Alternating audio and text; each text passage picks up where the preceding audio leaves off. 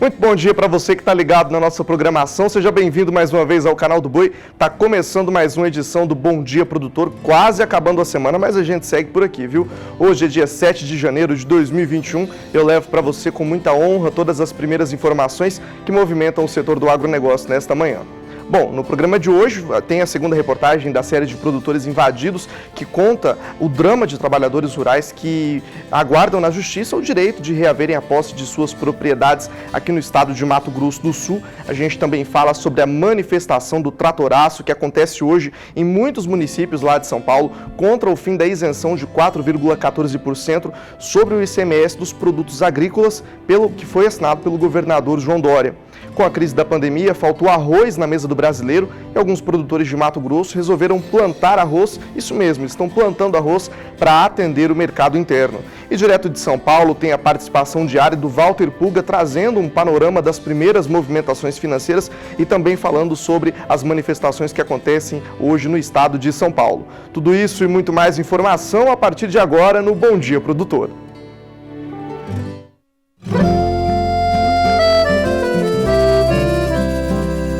Acorda que o galo já cantou e o sol já vem fazer brotar mais um novo dia. Lenha no fogão, café pra esquentar e a bicharada no quintal. Bota pra molhar, tira leite no curral, arreia o cavalo, tem gado pra campear.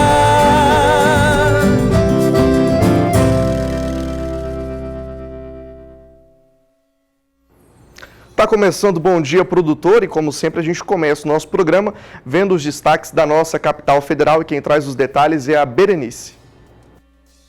Bom dia!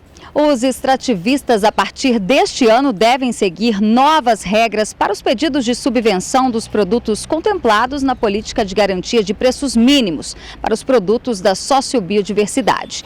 Agora, a Companhia Nacional de Abastecimento só poderá receber a documentação referente à safra anterior até o dia 28 de fevereiro do ano subsequente. A medida também proíbe o pagamento de subvenção para as vendas entre agricultores familiares extrativistas e para parentes de primeiro grau. Outra informação importante é que a nova portaria passou o limite orçamentário da política para 30 milhões de reais, permitindo o pagamento a mais de 2.000 famílias que protocolaram pedido de subvenção no ano passado. De Brasília, Berenice Leite. Hoje, produtores rurais de quase todos os municípios paulistas estarão em uma manifestação organizada pelos sindicatos rurais e das associações contra o fim da isenção de 4,14% sobre o ICMS dos produtos agrícolas pelo governador João Dória. Convocado pelas redes sociais, o tratoraço irá ocorrer preferencialmente na região de supermercados para mostrar aos consumidores que quem vai pagar a conta é o povo. E a gente vai ver aqui na tela, vai entrar para a gente os produtos, que deverão passar por esse aumento. A gente tem o leite longa vida, com 8,4%, carnes ocupando valores de 8,9%. A gente também percebe aí os medicamentos, contra a AIDS e câncer com aumento de 14%. O couro, calçados, têxteis vão para casa de 7,3%, como você vê aí na tela. Ainda tem energia elétrica rural, com o aumento de 13,6%. E hoje, ao longo da nossa programação, você vai poder acompanhar toda essa movimentação durante o dia. A gente vai mostrar os desdobramentos dessas informações. Ainda hoje, no Bom Dia Produtor, tem uma entrevista exclusiva com a Tereza Vendramini, presidente da Sociedade Rural Brasileira. E ontem à noite, o João Dória publicou no Twitter dele o seguinte texto: após a reunião com a equipe econômica do governo de São Paulo, determinei o cancelamento de qualquer alteração da alíquota de ICMS em alimentos, medicamentos e insumos agrícolas. Na nossa gestão, nada será feito em prejuízo da população mais vulnerável. Ele publicou esse Twitter ontem à noite, mas a gente segue por aqui vendo como que acontece todo esse desdobramento durante o dia. Daqui a pouco o Walter Pulga Júnior entra ao vivo com a gente para trazer essas informações dos lugares que vão fazer as manifestações ainda nesta manhã lá no estado de São Paulo. E agora você vai acompanhar a análise da Escola de Consultoria para o mercado do boi gordo com o Felipe Fabrini. O cenário do mercado do boi gordo segue marcado aí pela ausência de vendedores como principal fator sustentando os preços no mercado do boi gordo. Pelos últimos 3 dias aí, desde segunda-feira, nós temos observado altas sequenciais na arroba do boi gordo nas praças paulistas. No dia de hoje, a arroba do boi gordo acabou abrindo o dia aí R$4 acima da referência do dia anterior para todas as categorias destinadas ao abate, tanto machos quanto fêmeas.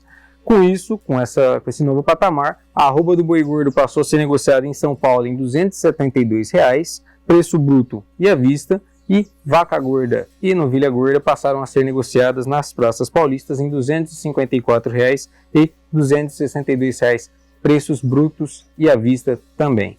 Para animais que atendem ao mercado chinês, a referência pode chegar até R$280 a arroba, dependendo aí da localidade e qualidade da boiada. Outra praça que merece destaque no dia de hoje é o sul de Goiás. Na região, o cenário é o mesmo, de escassez aí de vendedores no mercado, dificultando as negociações. Com isso, a arroba do boi gordo na região passou a ser negociado também R$4 acima da referência do dia anterior, fechando o dia de hoje aí com negócios em torno de R$262 a arroba, preço bruto e à vista.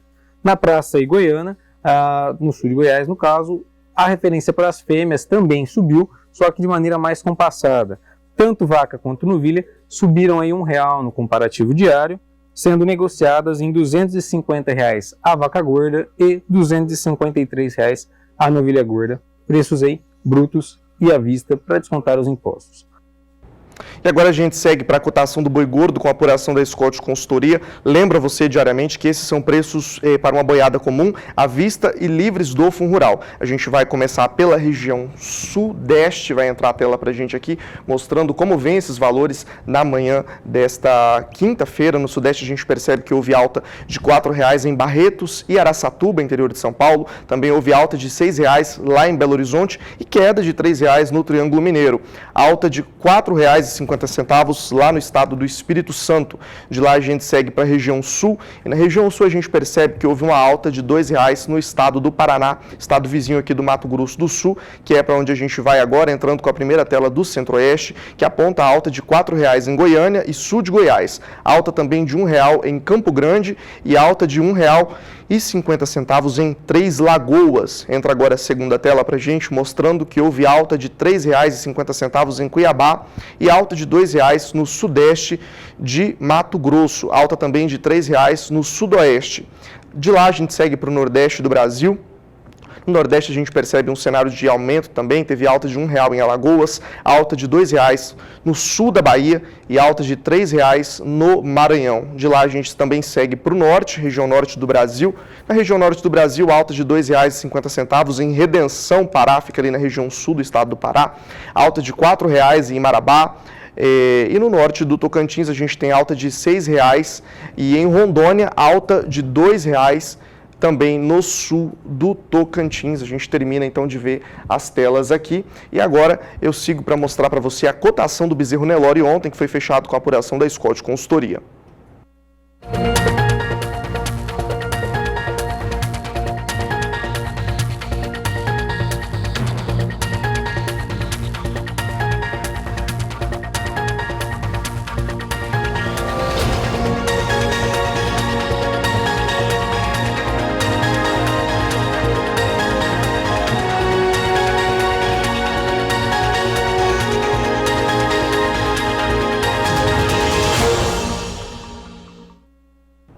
Com a crise da pandemia, faltou arroz na mesa de muitos brasileiros e alguns produtores de Mato Grosso, então, com esse cenário atípico, resolveram plantar o arroz para atender o mercado interno. O repórter Valdir Pacheco visitou uma dessas propriedades que fica em Vera, município no norte do Mato Grosso, e traz para a gente os detalhes. Acompanhe.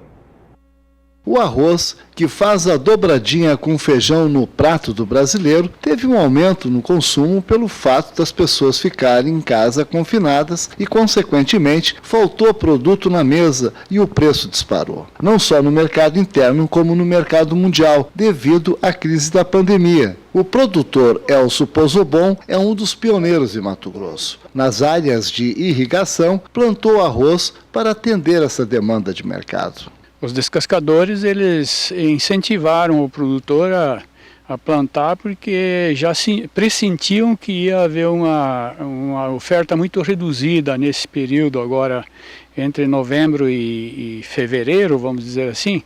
Então, nesse período, eles iam precisar de arroz, talvez até tendo que importar. Como nós estamos muito distante dos portos e até da região mais tradicionalmente produtora, que é o Rio Grande do Sul, então eles acharam por bem incentivar o agricultor aqui, principalmente quem tivesse sistema de irrigação, a fazer esse plantio e de certa forma eles estão absorvendo toda essa produção com tranquilidade. Na realidade, deixou de plantar soja para cultivar o arroz, mas a diferença na produtividade entre os produtos houve uma compensação financeira. Eu diria que hoje na produtividade que nós temos de arroz, ele é tão produtivo e tão importante financeiramente quanto a soja. Porém, eles são plantados e colhidos em fases diferentes, de maneiras que eu ainda aproveitei parte da estrutura que plantei arroz para plantar soja dentro do calendário possível, que é 31 de dezembro. E agora, então, nessas áreas que já estamos avançando o mês de janeiro, será plantado milho, porque o vazio sanitário não permite que a gente plante soja nesses pivôs. Então vou plantar milho daqui por diante. A variedade de arroz que está sendo colhida hoje aqui na fazenda Jaçanã foi cultivada lá pelo meados de setembro. Portanto, uma variedade de ciclo médio. E a produtividade está em torno de 90 sacas por hectare. Plantei arroz há 15, 18 anos atrás, quando estávamos iniciando a fazenda, e naquela época se colhia 60 sacos quando o arroz era muito bom. Hoje essa produtividade ela está em torno de 90 sacos, isso é considerado muito bom. Além da questão produtividade, tem a questão rendimento do arroz. O percentual de grão inteiro desse arroz ele gira ao redor de 60. Isso também é uma excepcionalidade para o caso de arroz de sequeiro, porque antigamente, quando se chegava a 45 de aproveitamento de grão inteiro, já era considerado bom. Hoje, então, nós chegamos praticamente a 60. Então, isso mostra que as variedades evoluíram, a tecnologia em cima da produção de novas cultivares está vindo e é do agrado do produtor, sim. Do município de Vera, em Mato Grosso, Valdir Pacheco. A situação da suspensão de importação de carne dos frigoríficos brasileiros por parte da China é um assunto delicado. Com o país figurando entre os maiores importadores da proteína, os produtores se preocupam com a situação frente ao mercado. Em Chapecó, uma planta da cooperativa Aurora teve as importações suspensas. O repórter Paulo Andrei conversou com o presidente da Associação dos Criadores de Suíno do Estado sobre o ocorrido. Acompanhe. E mais uma vez, a China cancelou as importações de carnes aqui do Brasil. Dessa vez foram as carnes suínas de uma das plantas da cooperativa Aurora Alimentos, localizada na cidade de Chapecó, em Santa Catarina. Segundo o governo chinês, isso se dá às preocupações contra o Covid-19. Mas como isso chega diretamente ao produtor de suíno de Santa Catarina? Para falar melhor sobre esse assunto, eu conversei com o presidente da Associação dos Criadores de Suínos de Santa Catarina e ele fala um pouco sobre como tudo isso chega até o produtor. A notícia que recebemos com relação à suspensão das exportações de carne suína da Aurora Alimentos para a China é realmente uma preocupação que nós temos, porque a notícia que veio, que foi pelo fato de trabalhadores estarem contaminados com Covid, eu vejo que não procede, porque as indústrias tiveram um cuidado e ainda tem muito grande para que não entrem para trabalhar pessoas com qualquer sintoma de Covid-19, porque sabem que pode prejudicar o frigorífico até parar toda a unidade. E fizeram vários procedimentos para atender as demandas do mercado, tanto nacional quanto internacional, na prevenção disso. Não sei qual é o real motivo, mas não acredito realmente que seja isso. Existe a preocupação porque a China é um grande mercado comprador. O ano passado comprou um pouco mais de 300 mil toneladas somente de Santa Catarina, e isso é preocupante porque a gente não sabe qual é o volume que vai deixar de atender aquele país e pode sobrar no mercado interno, e a preocupação nossa quanto produtores é numa queda de preço aqui no mercado interno, onde nós já estamos com um alto custo de produção, que hoje se equipara já pelo custo de produção e a venda, o valor de venda do animal. Então, essa é a nossa preocupação. Mas as tratativas estão sendo feitas, eu acredito que nos próximos dias essa situação seja resolvida, porque nós já tivemos lá atrás também uma situação semelhante a essa e conseguiram resolver. Então, eu vejo que é momento de cautela, tanto por parte dos produtores quanto por parte da indústria, mas acredito muito que logo esta situação será resolvida e que teremos também um ano promissor dentro da nossa atividade. A gente espera que essa situação se normalize ao longo dos dias e que as exportações voltem a acontecer da melhor forma possível, beneficiando os produtores de suínos. De Cruz Alta, no Rio Grande do Sul, Paulo Andrei. É hora do nosso primeiro intervalo comercial e eu já convido você para mandar a sua dúvida ou sugestão de pauta no nosso WhatsApp, o número é esse que está aqui na tela, 67998631001. Não esquece de se identificar e dizer de qual região você está falando. No próximo bloco a gente confere a segunda parte da nossa série de reportagem sobre produtores invadidos e agora você fica com a previsão do tempo para a região Centro-Oeste.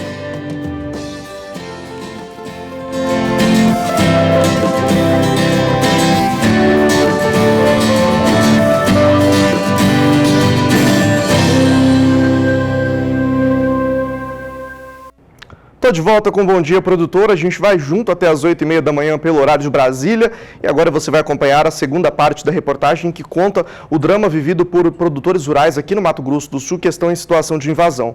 No estado são cerca de 150 produtores enfrentando esse dilema e eles aguardam na justiça o direito de retornarem às suas propriedades. Junto com o cinegrafista Gadiel Chaparro, eu fui de perto acompanhar essa situação enfrentada pelo homem do campo lá na região de Dourados.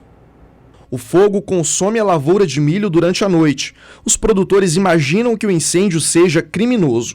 Quando amanhece, é possível calcular os estragos ocasionados pelo incêndio. Estamos nos arredores de Dourados, município de Mato Grosso do Sul. A região enfrenta um dos piores conflitos territoriais do país, envolvendo produtores rurais e indígenas, que nomearam a ação como retomada. A invasão é uma violência. E eles estão ficando profissionais porque estão cada vez mais violentos, fazendo terrorismo. A gente conversa com esses pequenos produtores invadidos, eles estão desesperados pelas ameaças que receberam. Ameaças que tiram o sono. Os produtores rurais Nelson e Giovanni sentem na pele há cerca de 2 anos o medo de serem invadidos a qualquer momento. Qual é a sensação que vocês sentem de estar aqui há tanto tempo? No caso de vocês, a propriedade já tem quase 100 anos aqui na região e de repente vem essa questão da invasão. Como que vocês lidam com isso? É uma situação de medo, né? De terror. Meu filho, com 13 anos, por conta da direção da escola, já foi recomendado que procurasse psicólogo. A minha mulher em depressão. A gente já teve que sair de casa 2 vezes por recomendação da justiça. Então, total insegurança. Meus animais tive que tirar, colocar em propriedade de vizinho. Então, é prejuízo, tanto emocional, psicológico, como prejuízo material. É uma vida que eu vou te falar para você, que eu não desejo para ninguém. Durante toda essa minha história, né? Eu tô com 58 anos. Eu nunca passei por uma situação tão difícil como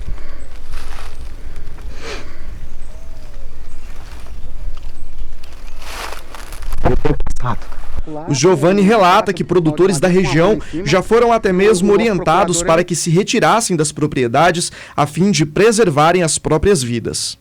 A polícia, né, no caso, quando veio aqui nos dar apoio, eles estavam tentando invadir aqui, a polícia nos recomendou que nós largássemos e fôssemos brigar na justiça. Nós temos ali um exemplo, o vizinho nosso, que era um produtor rural, com leiteria, com piscicultura, com agricultura, tocaram ele dali, tava em aqueles barracos que vocês podem ver lá. Ali não se produz nada. A Secretaria de Justiça e Segurança Pública ela vem atuando de forma muito intensa para evitar justamente o confronto entre produtores e indígenas. produtores que estão em cima das suas terras há muitas décadas, com justo título, e indígenas que pleiteiam essas terras hoje tituladas. A Secretaria de Justiça e Segurança Pública tem atuado muito nessa região de Dourados, com o apoio da Força Nacional, da Polícia Federal também, e sempre atuando em conjunto para quê? Para que este conflito não ocorra.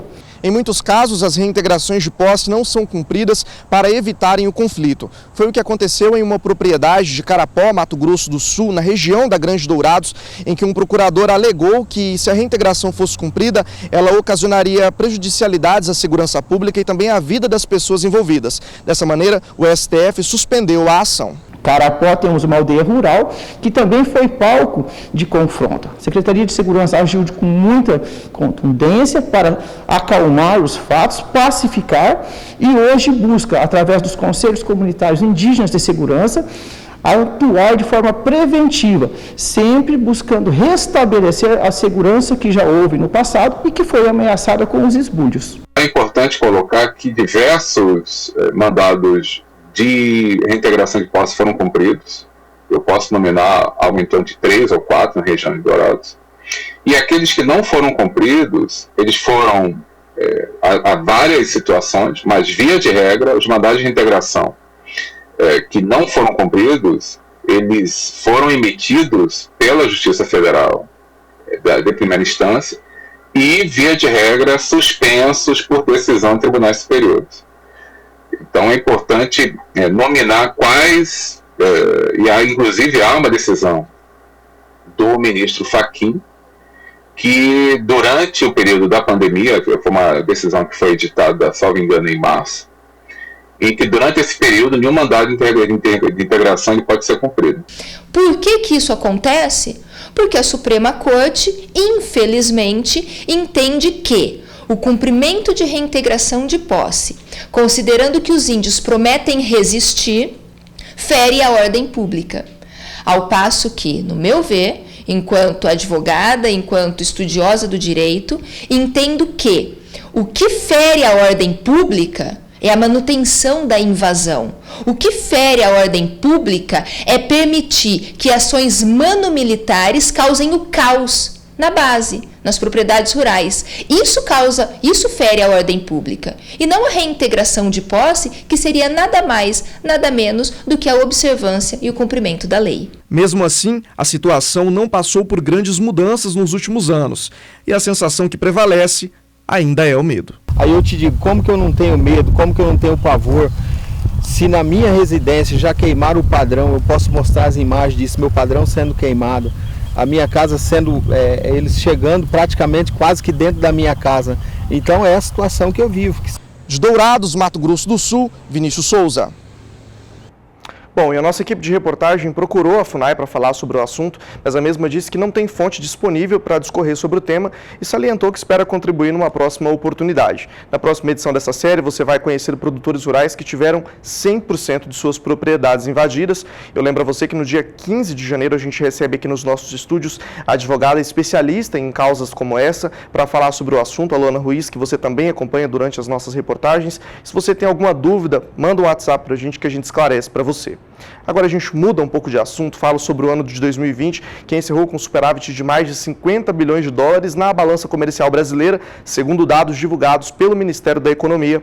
Na comparação com 2019, um avanço de 6,2%. Se formos levar em consideração que foi um ano atípico devido à pandemia da Covid-19, a gente percebe aí que houve realmente muitas coisas diferentes e a gente vai acompanhar uma análise do João Pedro Cuti Dias, que vai entrar aqui pra gente. Seu João Pedro, seja bem-vindo ao canal do Boi. Foram divulgados essa semana os números da balança comercial brasileira referente ao ano 2020.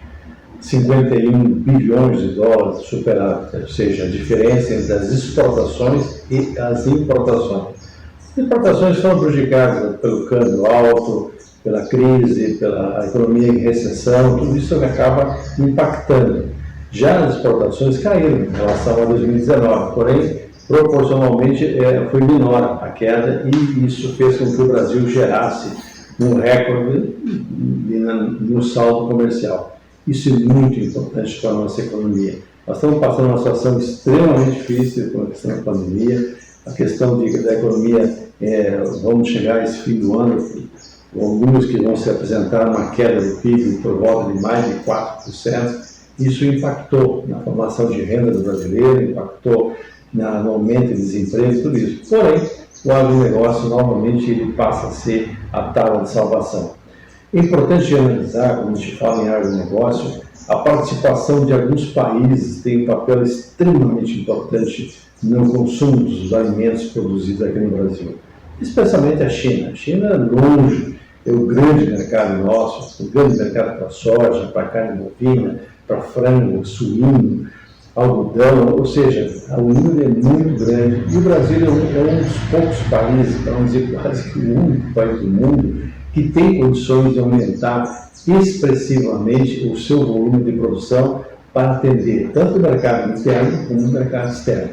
Isso, e hoje, e especialmente nós temos que olhar a Ásia. A Ásia vai ser o grande continente, é o grande mercado que se abriu para o Brasil. Não é só a China. Se você olhar hoje, o 7º país em importações de produtos agropecuários brasileiros, até janeiro, até novembro, foi o Vietnã. O Vietnã hoje é um país que está crescendo com o ritmo chinês, ou seja, tem um país que está em uma organização muito melhor do que a maior parte dos países do mundo, tem educação, tem investimentos. O Vietnã sai de uma guerra que na década de 80 foi destruída e hoje passa a ser uma potência econômica crescendo na Ásia.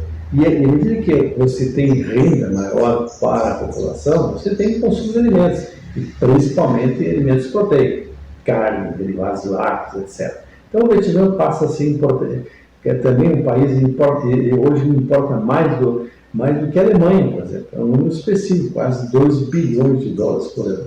Ou seja, o Brasil precisa dar uma atenção cada vez maior, não é só para a China. A China é ótimo, tem que olhar, tem que acompanhar, tem que fazer o grande mercado nosso. Porém, tem outros países que merecem uma atenção.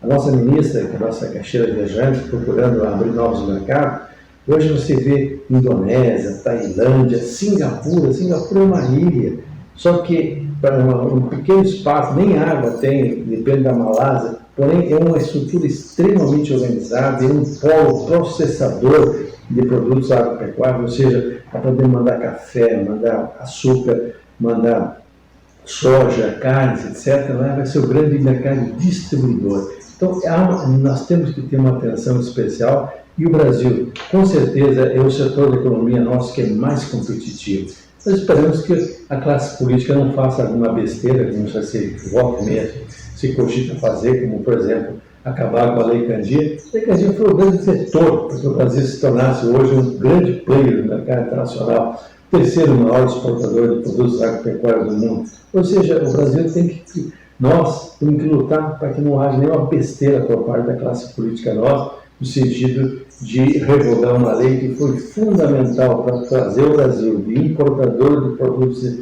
agrícolas para hoje ser o grande player, o grande exportador de alimentos para o mundo. Tá certo, seu João, obrigado pela sua participação. E agora, na hora de comprar e escolher produtos para a sua propriedade, muita gente fica na dúvida sobre qual produto adquirir. Se você tem essa mesma dúvida em relação à formação de um pasto de qualidade, o Rodrigo Medina, gerente técnico da Facholi, explica os diferenciais das sementes. Acompanhe. Olá, meu nome é Rodrigo Medina, sou gerente do departamento técnico das Sementes Facholi e hoje a gente vai falar um pouco sobre os diferenciais das Sementes Facholi. Sementes Facholi é uma empresa que já está aí há mais de 50 anos no mercado, com campos de produção próprio no estado de São Paulo, Mato Grosso do Sul e Goiás. Os nossos departamentos técnicos e comerciais estão presentes em todo o território nacional.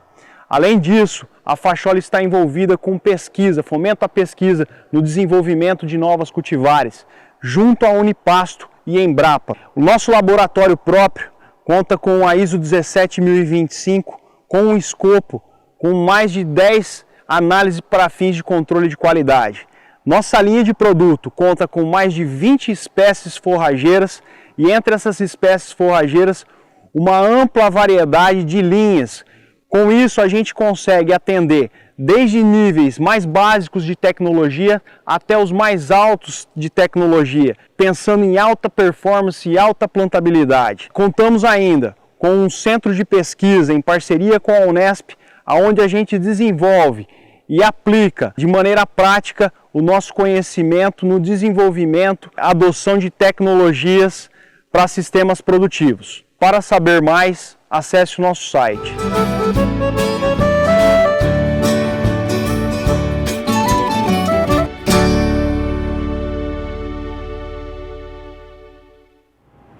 O aplicativo InfraBR, que dá apoio aos caminhoneiros pelas estradas do país, ganhou novas ferramentas em 2020. A plataforma disponibilizou mais 3 funções que ajudam os motoristas a enfrentar as dificuldades do Covid-19. Quem traz os detalhes para a gente é a repórter Rosa Cabral, que foi saber se eles estão ligados no aplicativo. E agora, em tempo de pandemia, a plataforma passou a ter a ferramenta Coronavírus, que dispõe de um questionário que pode ser respondido sobre a saúde do caminhoneiro, pontos de atendimentos em caso de emergência e o funcionamento de serviços essenciais nas estradas. Ou seja, o trabalhador pode fazer o seu planejamento do roteiro da viagem. O aplicativo InfraBR foi criado no ano passado para atender a necessidade de cálculo de frete entre caminhoneiro autônomo e o contratante. De acordo com o secretário nacional de Transportes Terrestres do Ministério de Infraestrutura, já são mais de 700 pontos cadastrados. Hoje nós já temos 720 pontos cadastrados e a gente consegue esses dados através do preenchimento dos secretários de transporte que nos auxiliam, né, de cada estado no cadastro dessas informações. A gente vai complementar essas informações com o banco de dados da Polícia Rodoviária Federal, que vai incluir mais de 6 mil pontos levantados em todas as rodovias federais do país. Uma outra fonte de informação e que a gente também vai acrescentar para ampliar ainda mais essa rede é da que vem das rodovias concessionadas. A BCR, a Associação Brasileira de Rodovias, de concessões de rodovias, ela está fazendo um levantamento também paralelo nas rodovias estaduais e federais que são concessionadas, e a gente vai juntar esse banco de dados para poder disponibilizar para o caminhoneiro. Desde então, atuando no Ministério da Infraestrutura, junto aos secretários de Estado, a gente já conseguiu resolver boa parte dos pontos que estavam fechados. E a campo, pegamos o roteiro do aplicativo sentido a BR-163, que corta o estado de Mato Grosso do Sul. Pela rodovia, passa grande parte da produção do agronegócio do país, transportada pelos caminhões. A nossa missão é entrevistar os motoristas e saber se estão usando a ferramenta e constatar se tem estabelecimentos abertos, conforme indica o aplicativo. Bem aberto para o caminhoneiro, churrascaria Tonete, na rodovia BR-163, KM 523, sentido sul. Vamos dar uma chegadinha lá para saber se está aberta essa churrascaria. Pelo movimento, já podemos perceber, está em funcionamento. Na entrada, água e sabão para higienizar as mãos. Na porta, o aviso do limite de pessoas. Restrito o atendimento na área interna, olha, até 5 pessoas e aqui do lado de fora, no máximo 10 pessoas. É obrigatório higienizar as mãos antes de entrar, portanto, fiz a coisa certa. Vamos conversar então com o proprietário. O comerciante diz que o estabelecimento se adaptou às mudanças para atender a demanda da estrada. O atendimento, que antes era até às 8 da noite, se estendeu. Ficava muito difícil para eles, às vezes chegava aqui não tinha mais nada e já não encontram nada no caminho para comer, aí aqui eles estão encontrando. Então pelo menos a gente atendendo devagarinho, com todos os cuidados, orientando eles também. As pessoas estão chegando por aqui, por exemplo, em função do aplicativo também? Sim, já teve alguns caminhoneiros que falaram para nós que já encontraram o aplicativo, aí chegaram com mais facilidade. Então fica bom para eles também, porque às vezes estão no caminho meio distante e não sabem aonde ir. A esposa, Dona Sônia, controla a parte da cozinha e pouca gente trabalhando. Meu esposo, eu, minha filha, meu filho e a cozinheira. Todo mundo trabalhando para atender o pessoal normalmente? Sim. Em outro estabelecimento, agora nesse posto em Bandeirantes, sentido norte do estado, também na BR-163, fomos ao encontro dos profissionais do asfalto. Conhecemos o seu Valério. está vindo do estado do Paraná com destino a Rondônia. Pergunto sobre o aplicativo. Já baixei já. E o que o senhor está achando do aplicativo? Muito bom, muito bom. É uma ferramenta que auxilia vocês? Auxilia, ajuda, né? A gente se previne, né? Bom, seu Valério, ok. Aplicativo, ok. Mas tem uma turma aí que ainda falta se conectar ao app. Não tinha conhecimento? Não. E aí, é uma ferramenta interessante? É legal, né? Legal porque tá ciente onde é que tem os pontos de apoio, né? E como é que faz para baixar esse aplicativo? Não conheço não. E tem curiosidade de conhecer? Sim. Vai baixar o aplicativo? Com certeza. Beleza, obrigado. A primeira vez estou vendo. Não utiliza esse aplicativo? Não, até agora não. Perguntei se ele gostaria de baixar o aplicativo e ofereci ajuda. E em poucos minutos, pronto, na palma da mão, a plataforma funcionando. E a saúde, seu José, está bem? Estou saudável, porque eu não sinto nada, né? Pelos sintomas que eles falam aí, pelo menos eu não tenho, né? Mas muito obrigado. Então, boa sorte aí na estrada. Obrigado, vocês também, um bom trabalho. Amém. Tá certo, uma boa sorte mesmo aos caminhoneiros que trabalham para manter o Brasil funcionando. São um público aí também muito fiel do Canal do Boi, a gente agradece pela audiência. Lembra você então para baixar o aplicativo para facilitar a vida de vocês na estrada. Eu vou para um rápido comercial, daqui a pouco a gente está de volta, mas não se esqueça aí de mandando sua dúvida, sua sugestão, seu abraço no nosso WhatsApp. O número é esse que está aí na tela, 67998631001. Não se esqueça de se identificar, dizer de onde que você fala. E no próximo bloco você confere uma reportagem sobre a raça Angus, que vem recebendo muita atenção por parte dos criadores e ganhando cada vez mais espaço no mercado. Fique agora com a previsão do tempo para a região norte e nordeste.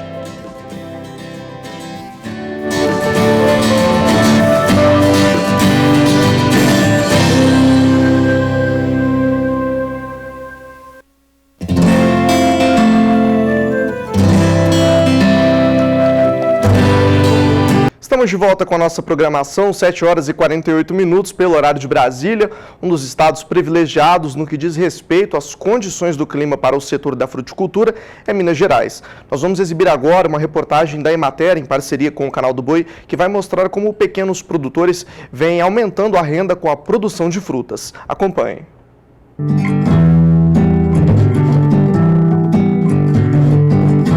A fruticultura, ela tem um potencial muito grande para desenvolver dentro de Minas Gerais. Ela ainda é aquém do que poderia ser. Nós temos clima, nós temos solo, nós temos temperaturas. Nós conseguimos produzir dentro do estado frutas de clima tropical, subtropical e temperadas. Nós produzimos em torno de 4 milhões de toneladas de frutas. Mas nós não somos um grande produtor de frutas. Hoje nós estamos no ranking, o 4º maior estado produtor. É uma atividade com uma rentabilidade muito boa por área. É uma atividade que vem aumentando, porque o consumo vem aumentando. Por isso acreditamos ser um bom negócio. Meu nome é Luiz Carlos, a gente está em Pinheiro Grosso, no distrito de Barbacena. O meu pai foi um dos pioneiros aqui na região em implantação de pêssego. Os 3 filhos trabalham aqui comigo, eu sou produtor de fruta de caroço em geral. Não é ruim não, é uma planta boa, é uma planta que te dá lucro, te dá retorno, mas ela é muito trabalhosa, ela é o ano inteiro, você tem que estar trabalhando, você tem que estar podando ela, você tem que estar adubando, você tem que estar pulverizando, ela dá sozinha não. Toda lavoura perene, a gente preocupa com a parte de implantação da lavoura, que é muito caro, então é importante que faça um planejamento bem executado, principalmente verificar as questões edafoclimáticas, ou seja, questões de solo e clima. A gente tem que preocupar com a parte de mão de obra, com a parte de produção de mudas. Se ele não for produzir a sua muda, ele tem que ter um fornecedor que seja idôneo, pessoa já conhecida no mercado. Aqui era um pomar antigo, cada ano que passa a gente vai renovando. A gente tira uma planta mais velha e coloca uma mais nova. A muda veio lá de São Paulo, lá do Caixa. A irrigação, por enquanto, é gotejo. Tem essa fita de gotejo aqui, ó. Na época que não está chovendo, a gente liga, ela vai gotejando e vai molhando sozinho. A gente nem está aqui não, molha por conta dela. Quando ela vem lá do viveiro, ela vem mais alta, aí a gente dá uma reduzida nela tipo assim, ó. E deixa formar no máximo 3 pernadas. Para depois a gente aproveitar 2 só apenas. Porque se caso quebrar uma, a gente tem uma de reserva. Essas 3 pernadas, elas vão crescer, elas vão ficar numa estatura 1 metro, 1,5 metro. Com 1 ano a gente vem, abre elas, com 2 anos no máximo já está começando a colher. E com 3 anos está na safra já, colhendo aí 20 a 30 quilos por pé. Esse mato aí, ele não está aí, não é à toa não, a gente tem o porquê dele estar aí. Talvez a pessoa ache que está sujo, tá, mas não é porque já é mesmo para poder segurar a umidade. Então, a colheita, ela não é feita de uma vez não, ela é feita sequencial. Você colhe hoje, daí 3 dias você volta, colhe novamente. Onde você tira um, o outro menor vai chegando e vai crescendo. Então a colheita, eu tenho para mim que é o mais fácil é a colheita. Aqui já foi feita a colheita, já terminou o período de colheita. Vai ser feita aqui agora uma poda pós-colheita. São 3 tipos de poda. É a poda de formação, a poda de produção e essa poda pós-colheita. É uma poda de limpeza.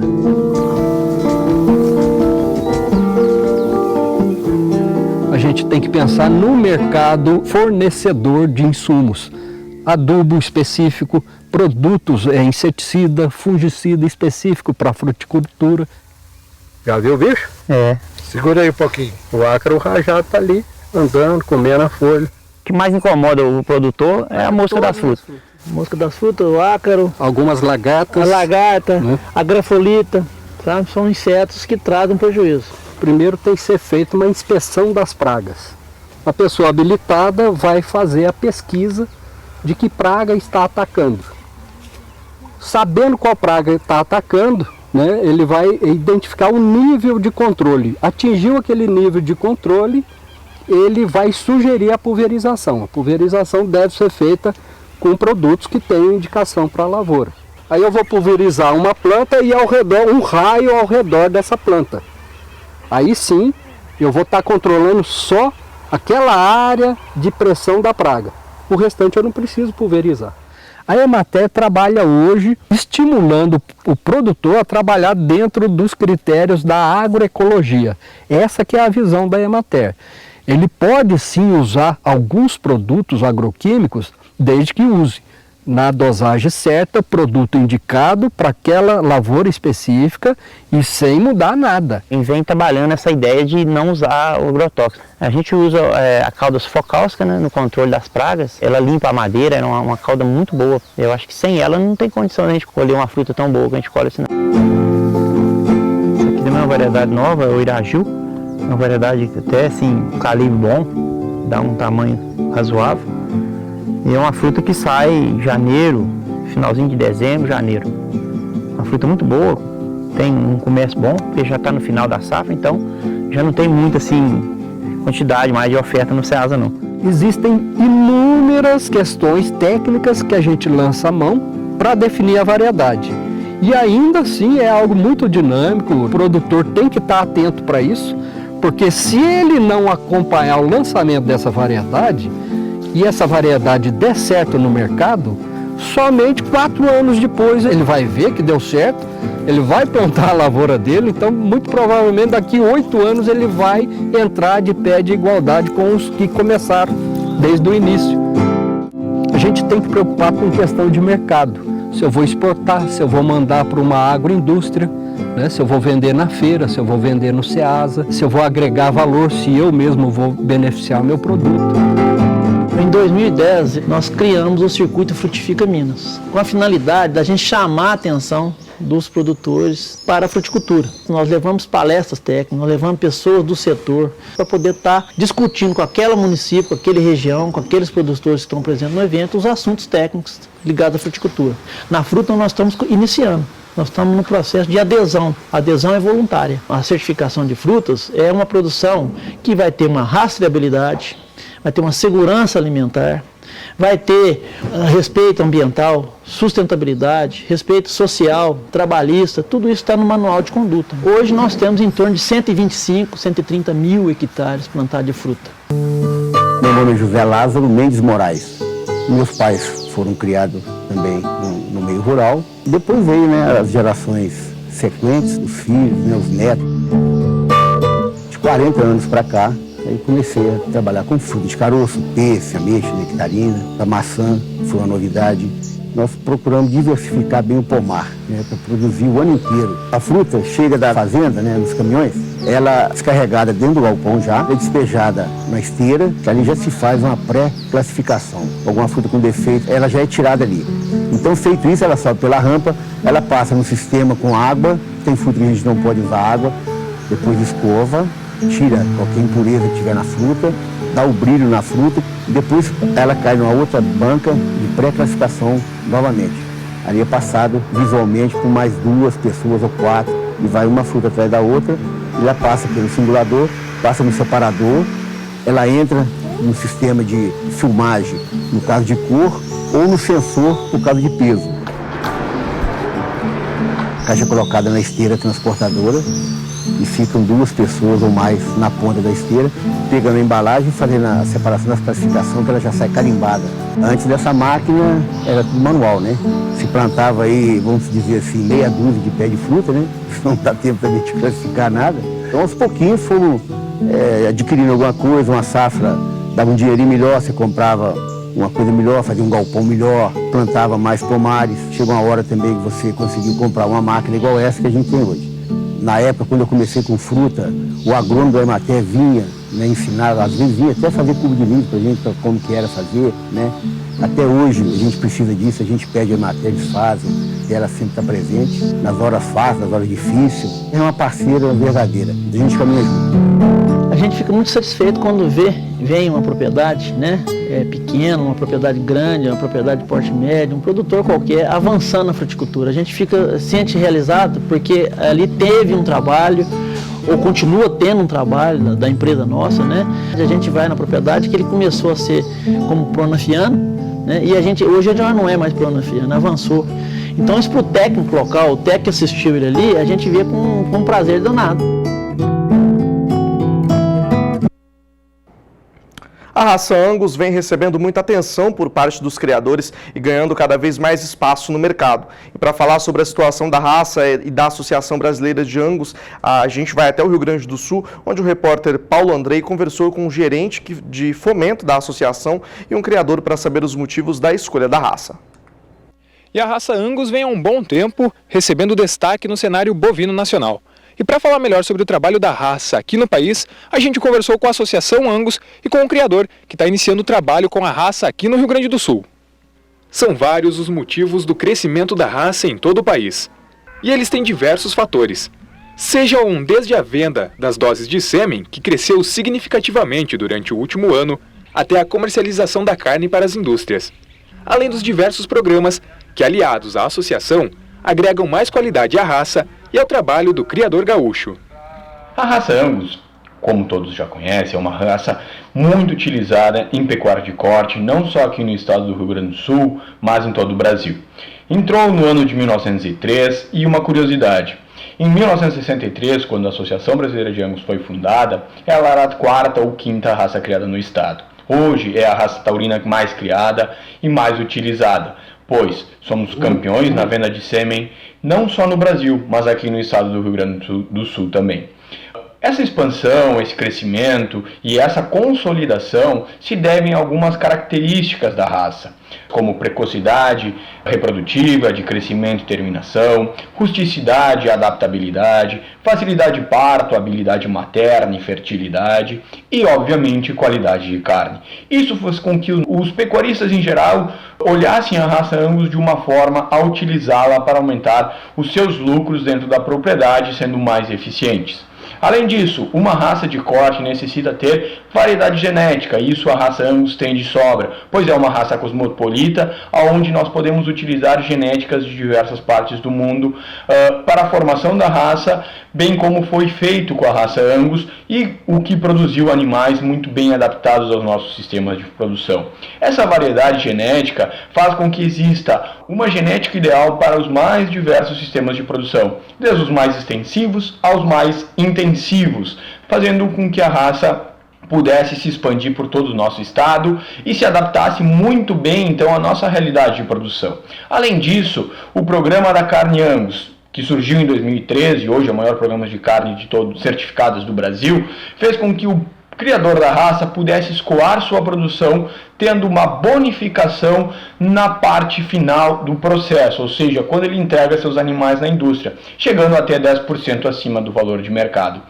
Os nossos diferenciais como raça aqui para o estado do Rio Grande do Sul são seu fácil poder de adaptação aos mais diversos sistemas de produção, a uma genética produzida por muitos anos aqui no estado, já muito bem adaptada, e isso é um trabalho muito árduo do nosso selecionador, que desde 74, além da sua seleção fenotípica através, né, da avaliação do seu desempenho fenotípico, ou seja, suas características raciais, vem utilizando os dados do Programa de Melhoramento de Bovinos de Carne, o PROMEBO, nosso programa oficial, para fazer a seleção de animais de maior desempenho, ou seja, animais que ganham mais peso, animais que produzem carne de melhor qualidade. O criador, quando ingressa na raça Angus, existem diversas formas dele estar próximo à associação.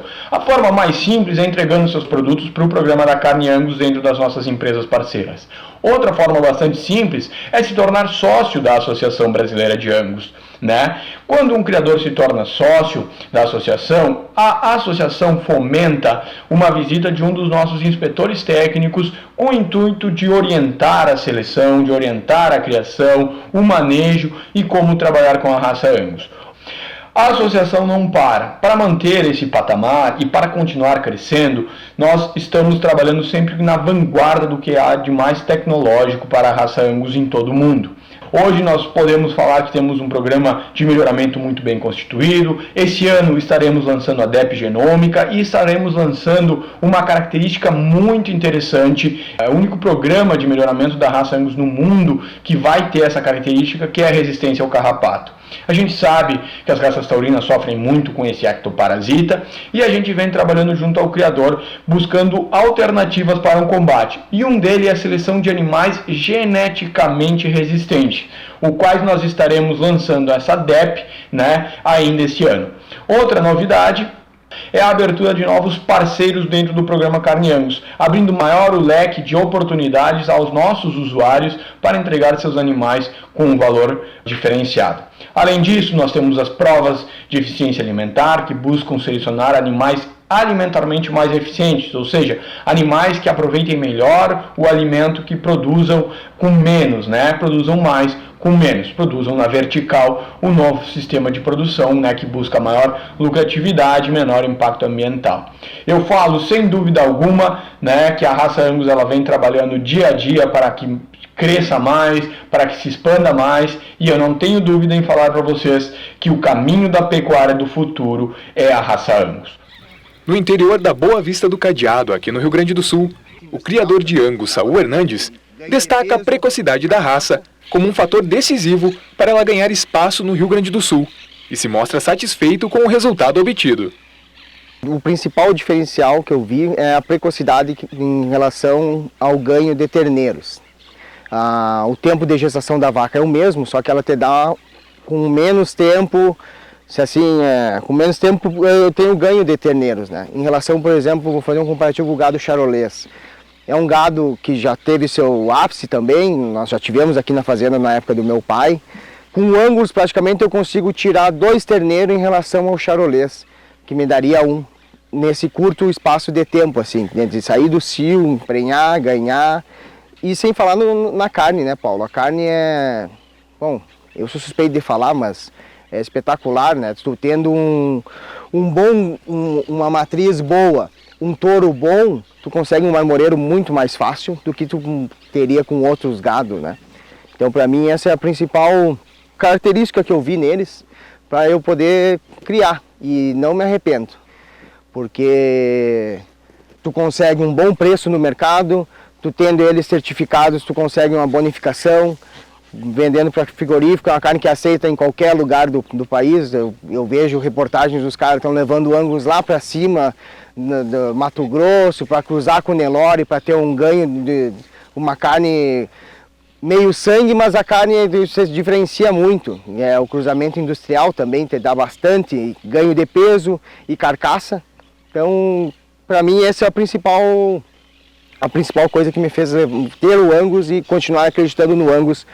E sempre vou ser assim, até que me provem ao contrário. A gente fala de melhoramento genético, tudo investe bastante, né, no melhoramento da raça, cada vez investindo mais. Quais os próximos passos que tu pretende ter, né, para melhorar cada vez mais, não somente a qualidade do rebanho, mas também da produção de carne que tu... Paulo, isso a gente fala o refinamento, né? Aqui no meu caso, os touros a gente sempre troca eles, vai sempre procurando a melhor genética do touro ou da inseminação, para a gente ir com o tempo e vamos aprimorando, até chegar não no que a gente quer, porque às vezes o que a gente quer tem sempre um melhor, né? Mas sempre buscando melhorar e ter mais qualidade. Do Rio Grande do Sul a gente vai para o Paraná, porque lá a estação experimental da FEALC destacou nas pesquisas com IATF, inseminação artificial em tempo fixo, uma técnica que melhora os índices reprodutivos do rebanho. O centro de pesquisas está ligado à Escola Superior de Agricultura Luiz Queiroz. A Exalc fica localizada na Fazenda Figueira, em Londrina, norte do estado. Você vai ver detalhes na reportagem de Mauro Andrade. Nós viemos à Fazenda Figueira, em Londrina, no Paraná, para conhecer a técnica de IATF, uma realidade na pecuária brasileira. A IATF tem como objetivo sincronizar o cio das fêmeas para que o maior número de animais sejam inseminados ao mesmo tempo. Dessa forma, a técnica da IATF resolve um dos maiores problemas da reprodução bovina, que é saber o momento exato que as fêmeas entram no cio. Apesar da IATF ser uma técnica já consagrada, para se conseguir bons resultados, alguns pré-requisitos devem ser observados. Para a gente poder implantar um protocolo de IATF e ter bons resultados, nós temos que lembrar sempre que a reprodução está diretamente ligada com a nutrição. Então, antes de pensar em adotar um protocolo de IATF, nós temos que pensar nos pré-requisitos que eu preciso para isso. O principal pré-requisito para qualquer protocolo reprodutivo é que eu tenha uma boa nutrição. Então eu preciso ter os animais, os bezerros nascendo numa época onde eu já tenho pasto, e eu preciso que esse pasto seja suficiente para nutrir adequadamente essas matrizes. Então o que acontece? Quando nós estamos numa situação de nutrição ruim, os animais produzindo leite entram no processo que a gente chama de anestro, no qual eles travam o processo reprodutivo. Então, se a nutrição não está boa, os animais estão em anestro e dentro desses anestros a gente não consegue fazer com que eles reproduzam. Por isso, o pré-requisito mais importante antes de pensar em qualquer processo reprodutivo é a gente ter uma boa nutrição. Outro ponto muito importante antes de se estabelecer qualquer protocolo reprodutivo é ter uma boa sanidade do rebanho. As principais doenças que afetam a reprodução são brucelose e leptospirose, então a gente precisa ter uma garantia de que esses fatores estão resolvidos dentro da fazenda. E um terceiro ponto que também é bem importante é que quando a gente monta protocolos de IATF, a gente começa a ter um manejo mais intenso na propriedade. Durante um protocolo de IATF, a gente traz os animais de 3 a 4 vezes ao curral para fazer os manejos, para fazer o protocolo dos hormônios e para fazer a inseminação propriamente dita. Então, para isso, é necessário que a propriedade se estruture com relação a currais, com relação a corredores, com relação a pasto próximo desses currais, para que a gente possa manejar esses animais com a maior facilidade possível. Além do manejo nutricional, é fundamental dividir os animais por categoria ou grupos homogêneos. Dessa forma, a tecnologia dá melhor resultado. Para implantar um protocolo de IATF, nós precisamos entender uniformizar alguns fatores dentro do nosso rebanho. O principal fator é a idade pós-parto. Normalmente, a gente precisa que essas matrizes estejam com mais de 30 dias após o parto para iniciar os protocolos de IATF. O segundo ponto é a gente tentar agrupar as matrizes dos rebanhos nos lotes mais uniforme possível. Então, principalmente, separar as primíparas das multíparas, separar por idade de parto, separar por score de condição corporal. Nós precisamos avaliar se esses animais têm maior chance de responder aos protocolos reprodutivos e para isso nós precisamos montar os lotes. Então por isso que antes da adoção do processo é importante que a gente tenha a infraestrutura mínima dentro da fazenda para que a gente possa montar esses lotes, manejar esses lotes nos pastos, garantindo uma boa nutrição e um bom resultado a esse protocolo. Apesar de aumentar o manejo na fazenda, A IATF, quando bem implantada, se traduz em ganhos de produtividade. O que a gente pode citar como vantagens para um bom protocolo de ATF? Como a gente sincroniza um maior número de matrizes ao mesmo tempo, a gente aumenta o grupo contemporâneo desses animais, o número de animais nascidos no mesmo período, a gente antecipa essa prenhez dos animais, podemos melhorar em alguns critérios os indicadores reprodutivos, mas na minha opinião, o fator mais importante que a gente tem quando a gente adota um protocolo de ATF é conseguir trazer e avançar e acelerar o nosso processo de melhoramento genético. Por isso que é muito importante, junto com a adoção da tecnologia do protocolo de ATF, a gente ter um bom critério para selecionar touros.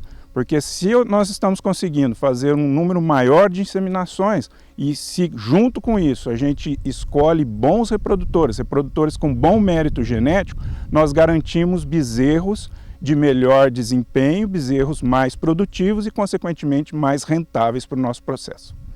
Então, concluindo, o protocolo de ATF, como qualquer tecnologia que a gente implanta na fazenda, ela tem que ser eficiente, essa tecnologia tem que ser eficiente em melhorar nossos índices produtivos, nossos índices zootécnicos, mas essa melhora tem que vir acompanhada de uma melhora financeira.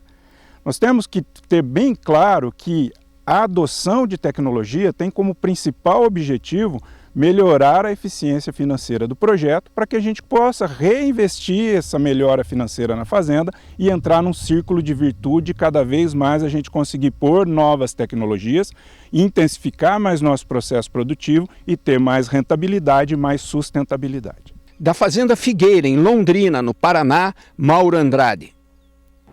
O mistério ronda uma baixa considerável no nível de água do rio Sucuriú, em Três Lagoas, no Mato Grosso do Sul, e no rio Paraná, em Castilho, no estado de São Paulo. Cidades que têm menos de 30 quilômetros de distâncias. Moradores, pescadores e pessoas que frequentam os rios notaram e estão preocupados com a queda acentuada no nível da água, com a abertura de extensas faixas de areia. É um mistério que até agora não há uma explicação para o fenômeno. Nós vamos ver um vídeo que foi postado na internet por um morador de Três Lagoas, o José Ricardo. Bom dia, pessoal. Olha, faz 12 anos que eu trabalho aqui no balneário. Desde 2008, quando inaugurou, eu trabalho aqui. Eu nunca vi o balneário desse jeito, ó. Olha só, gente. Seco. Seco. Nunca aconteceu uma coisa dessa. Dá uma olhada. Olha como é que tá, gente. Olha. Aqui é onde desembarca os barcos, ó.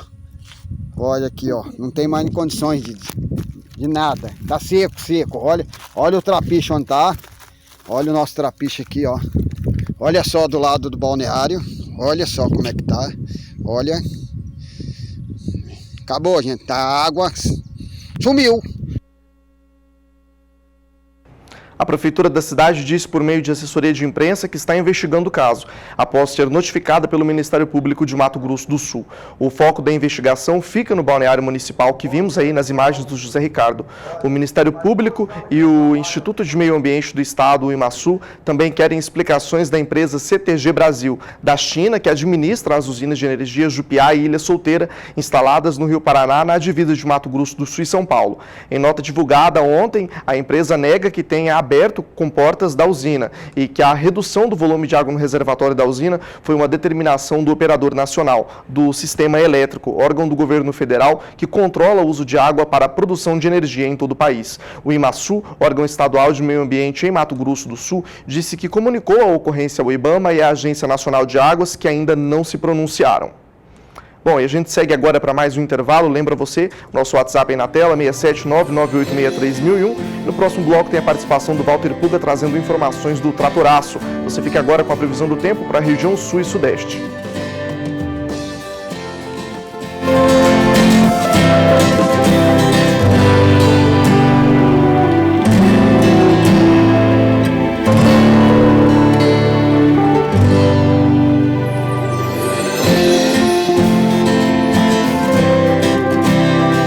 Horas e 18 minutos pelo horário de Brasília. A gente segue para a redação do Canal do Boi. A Kylie está por lá, vai entrar aqui no Plasma para a gente. Kylie, hoje você fala sobre produção de leite, é isso mesmo? Bom dia. Oi, Vinícius, bom dia para você, bom dia a todos. Isso mesmo, olha, a informação que eu tenho da pecuária leiteira, né, ela mostra aí uma situação que em novembro a média Brasil ficou em torno de um acumulado de 21,86%. Por que isso ocorreu? Por conta dos insumos, que está mais influenciando a elevação dos custos leiteiros, que é o concentrado. Nos 11 primeiros meses de 2020, este insumo registra expressiva valorização de 40,84%, também na média Brasil. Em novembro, especificamente, os preços dos alimentos concentrados aumentaram 8,88%, influenciado pelos avanços nos valores da soja e do milho, matérias-primas para a produção do insumo. E com esses valores subindo, a dica, né, Vinícius, é ter mesmo o planejamento e ter tudo ali anotado na ponta do lápis, na cadernetinha do produtor. Tá certo, então, Kylie, obrigado pela sua participação direto da redação do Canal do Boi. Bom, e na Argentina, os produtores rurais decidiram paralisar a venda de grãos por 3 dias a partir da segunda-feira, dia 11. O movimento é um protesto contra a proibição de exportação de milho que o governo argentino decretou essa semana. Nós vamos até a Bolsa Brasileira de Mercadoria em São Paulo com o Walter Puga, que já entra aqui pra gente e traz as primeiras informações sobre esse assunto. Puga, bom dia, seja bem-vindo mais uma vez ao Canal do Boi. Bom dia a você, bom dia a todos. Vamos começar pela Argentina, não, Vinícius? Porque a venda de grãos será mesmo paralisada por 3 dias a partir de segunda-feira. É um protesto dos produtores rurais argentinos contra a decisão do governo de proibir a exportação de milho até o final de fevereiro, ou seja, até o começo de março, o governo proíbe a retirada de milho do território argentino. A única entidade que não concordou com a paralisação temporária foi a Coninagro, que representa as cooperativas. Agora, as confederações rurais argentinas, a Federação Agrária Argentina e a Sociedade Rural Argentina aderiram a esse protesto. Diante disso, o presidente argentino pediu solidariedade depois dos protestos por conta dessa suspensão da exportação de milho. O presidente argentino Alberto Fernandes pediu, enfim, solidariedade nesta quarta-feira a empregados agrários que anunciaram aí o fim da comercialização de grãos por 3 dias a partir de segunda-feira, rejeitando aí esse impedimento, né, das exportações de milho. Garantam aos argentinos, disse o presidente, o que os argentinos consomem e todo o restante exportem o que quiserem pelo preço que quiserem. Agora, ele disse isso numa rádio, pediu a compreensão dos produtores rurais e dos trabalhadores do setor agrário argentino, mas lá a situação é bem complicada, porque o mercado de soja já está em modo de racionamento com o clima difícil político lá na Argentina. É o que disse um executivo da Cargill. O mercado global de soja fez uma transição para o modo racionamento diante da oferta restrita e de uma seca que afetou a safra da Argentina, que gerou até um rally mais forte de preços. Agora há pouco, a soja em queda era negociado acima de $13,63 por bushel lá nos Estados Unidos. O Joe Stone, da Supply Chain da Cargill, ele comentou que vamos precisar racionar. A extensão de quanto vamos precisar racionar provavelmente será em função do clima que vemos lá na Argentina. Ele disse isso durante um encontro da Sociedade de Exportação, do Conselho de Exportação de Soja dos Estados Unidos. Bom, não é o único, o presidente argentino pediu compreensão, né? Mas aqui em São Paulo o que nós tivemos foi o recuo do governador João Dória em relação àquele aumento de ICMS. Viu? O governo de São Paulo revogou ontem à noite, por volta das 22 horas, aquele aumento de ICMS sobre insumos agropecuários. O governador João Dória determinou ontem, pouco depois das 9h30 da noite, parte das mudanças do ICMS em alimentos, medicamentos e insumos agropecuários do estado de São Paulo. A redução dos benefícios concedidos no ICMS poderia causar um aumento, ele disse, em diversos alimentos, medicamentos e para a agropecuária. Decidimos, assim, suspender a vigência dos decretos estaduais que autorizam redução de benefícios fiscais do ICMS para insumos agropecuários. Bom, também para medicamentos genéricos e para a produção de alimentos. Agora, o setor agropecuário de São Paulo, já durante esta madrugada, avaliava que a medida é insuficiente. Por isso, continua um tratoraço organizado em diferentes cidades do interior de São Paulo nesta manhã. A expectativa do setor era de que a elevação da carga tributária sobre produtos hortigranjeiros e leite pasteurizado, inclusive, que saem de 0 para 4,4% de imposto a partir de 15 de janeiro, fosse revista. Agora, um ponto importante ainda preocupa os produtores rurais de São Paulo, viu? A revogação da taxação de 12% na energia elétrica para quem gasta mais de 1.000 kW por mês. Esses aumentos no ICMS ainda causam grande impacto no agronegócio paulista, principalmente para pequenos e médios produtores rurais, que representam 78% no estado de São Paulo, e para a sociedade como um todo. A informação é da Federação de Agricultura, ou melhor, a nota é da Federação da Agricultura e Pecuária de São Paulo, que já na madrugada questionava também redução na alíquota que se cobra de energia elétrica. Eu conversei agora há pouco com o Márcio Vassolera, ele é presidente do Sindicato Rural de Tupã, no interior de São Paulo, e ele acompanha a movimentação no Sindicato Rural de Bastos, Adamantina e Pompeia. Ele é produtor de leite, de grãos, e, segundo ele, tratoraço é mantido e cerca de 50 tratores já estão reunidos na cidade de Tupã, fora tratores e produtores rurais mobilizados em Bastos, Adamantina e Pompeia. Pois é, situação bem complicada no interior de São Paulo. O governador recua, mas ainda há questionamento sobre esse recuo do governador em relação ao ICMS. Bom, e como não podíamos deixar de fazer, vamos acompanhar o mercado financeiro, porque ontem o dólar reduziu a alta que tinha diante de uma atuação do Banco Central, né? O Banco Central injetou 500 milhões de dólares no mercado e veja, no final, a alta não foi tão acentuada para o dólar, mas o dólar terminou acima de R$ 5,30, subiu 0,80%. Na máxima, chegou a se aproximar de R$ 5,36. A atuação do Banco Central visava impedir, uma disparada na cotação do dólar, é que o Banco Central tem feito já há várias semanas, ou seja, atuando fortemente no mercado para evitar uma alta acentuada do dólar. Os investidores aguardavam ontem, no final do dia, resultado da reunião de Banco Central dos Estados Unidos, Federal Reserve, prevista aí para o final da tarde. Aguardavam também a decisão, a invasão que ocorreu nos Estados Unidos, no Senado dos Estados Unidos. Foi muito complicado ontem, mas o mercado terminava aí oscilando com dólar em alta, tudo azul, como se diz no jargão do mercado, em o mercado financeiro mundial. Bom, enquanto nós tínhamos o dólar aqui em alta, o dólar recuava frente a outras moedas. Portanto, o real tem tido pior desempenho frente a outras moedas de países emergentes. Importante ressaltar isso, né? Enquanto não tivermos clareza sobre os gastos do governo e a eleição da Câmara dos Deputados aqui, teremos ainda dólar com tendência de alta. E o que acontecia na Bolsa enquanto isso? Bom, a nossa Bolsa, acompanhando as bolsas internacionais, operava durante todo o dia de ontem acima de 120 mil pontos. Mas a partir das 16 horas o quadro mudou muito e o índice Bovespa começou a recuar.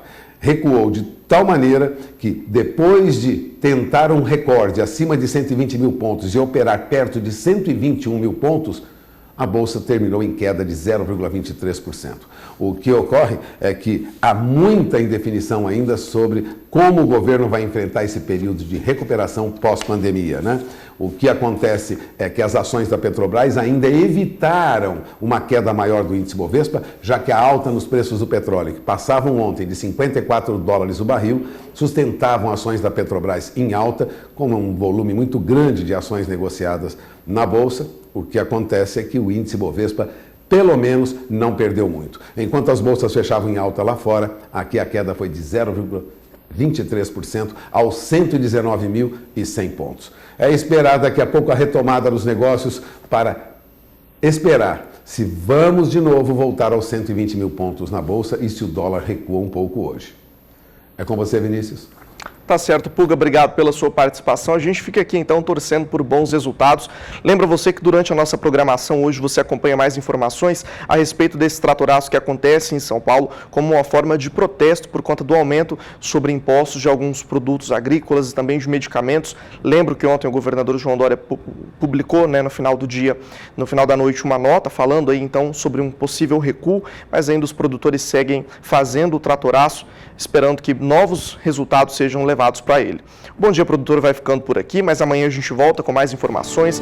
Lembra você que daqui a pouco o programa fica disponível no nosso canal do YouTube, lá no Canal do Boi, e também a gente está presente nas redes sociais, vai lá no nosso Instagram, @canaldoboi1 e no nosso portal sba1.com. Até a próxima!